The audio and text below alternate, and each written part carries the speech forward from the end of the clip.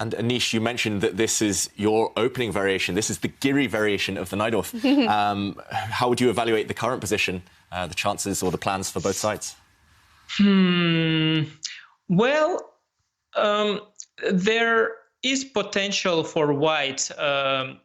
If you imagine that we trade somehow a bishop for a knight, white's e3 bishop for a d7 knight, after knight to c5, let's say hypothetically, and then if you imagine the two knights being swapped off as well, so let's say knight d5 hypothetically, take, and let's say the c pawn is not hanging, like if you see the difference between the bishops here, it's tremendous.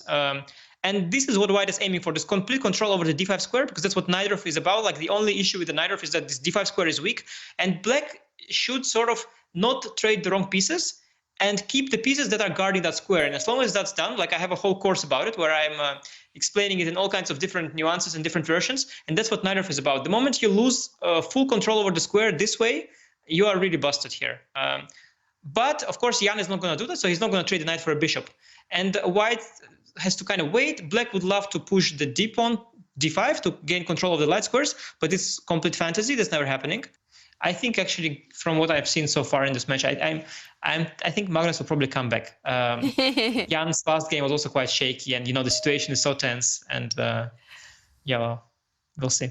If you look at white's bishop right now, I mean, Anish Giri, he called it, 20 minutes ago in his interview. He called the fact that that bishop would win the game for white. That was the dominant piece. And this is a note for everyone at home. Learn your openings. Don't just memorize things, though. Learn the ideas, learn the deep plans in the middle game as well. Because no matter what your opening is, there will be plans later to do with pawn structure, pieces. If you learn where the pieces should go, if you learn what squares you're fighting for, those will come home to roost. Those will be the deciding factors in your games much later on. So Anish, he predicted, 15 moves in advance, what the key piece and key square would be.